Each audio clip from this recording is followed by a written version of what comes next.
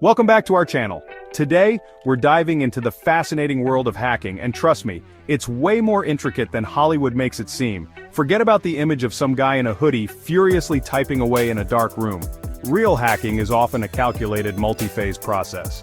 We'll break down the 5 key phases every hacker goes through, from the initial reconnaissance to covering their tracks. Let's get into it. Alright, so every good heist movie starts with a plan, right? Well, hacking is no different. The first phase is all about reconnaissance, and this is where the hacker gathers as much information about the target as possible. Think of it like casing the joint. We're talking about scoping out websites, social media profiles, even digging through public records. The goal is to identify potential vulnerabilities, weak points, or even just learn about the people behind the systems. Hackers might use tools like search engines, social engineering tactics, or even network scanning software to gather this intel. The more information they can get, the better equipped they'll be for the next phase. So, how do you protect yourself during this phase? Be mindful of what information you share online.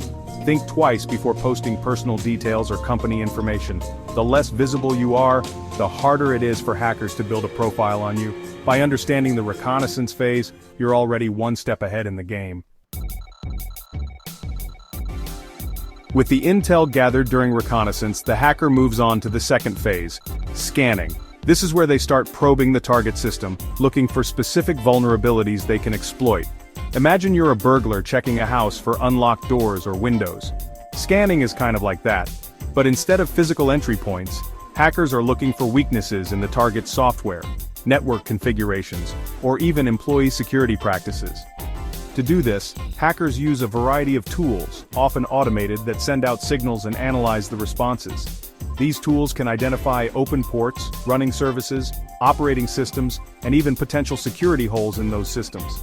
Regular vulnerability assessments, penetration testing, and keeping software up to date are crucial to patch those holes before hackers find them.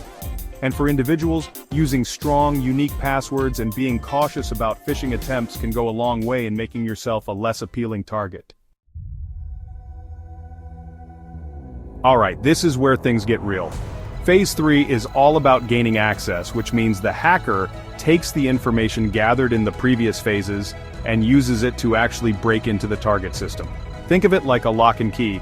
The vulnerabilities discovered during scanning are the lock, and the hacker's tools and techniques are the keys. They're going to try different methods until they find the one that unlocks the door to the system.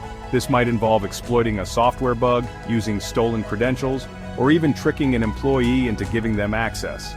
Once they're in, it's like they've bypassed the security guard and are now roaming freely within the network. This is why having strong passwords and multi-factor authentication is so important. Be vigilant, be proactive, and make it as difficult as possible for hackers to gain access. So, the hacker is in. They've breached the defenses, but the mission is far from over. Phase 4 is all about maintaining access, which means staying hidden within the system for as long as possible. Hackers don't want to just get in and get out. They want to establish a foothold, a way to come and go as they please without being detected. This allows them to steal data, spy on activity, or even launch further attacks from within. To maintain access, hackers might install backdoors, create new user accounts, or even compromise existing ones. They'll also go to great lengths to cover their tracks and blend in with normal network traffic. Hackers can lay dormant for weeks, months, even years, silently siphoning off data without raising any alarms. This is where intrusion detection systems, security information and event management tools, and continuous monitoring come into play. The same principle applies to your digital life. Alright, so the hacker has what they came for. They've achieved their objectives within the system. But before they disappear into the digital ether, they have one final phase to execute, covering their tracks. This phase is all about erasing any evidence of their presence, making it as difficult as possible to trace the attack back to them, or even determine what data was compromised. Hackers might delete log files, modify timestamps, or even plant false flags to mislead investigators. They're essentially trying to make it look like they were never there, like ghosts in the machine. Even if a hacker tries to cover their tracks, there's a chance they'll leave behind some trace of their activity, a digital breadcrumb that can be followed. In the digital world, log files and system data are the evidence that can help investigators understand the scope of a breach. So even if you have strong security measures in place, it's important to have a plan for incident response. And there you have it, the 5 phases of hacking.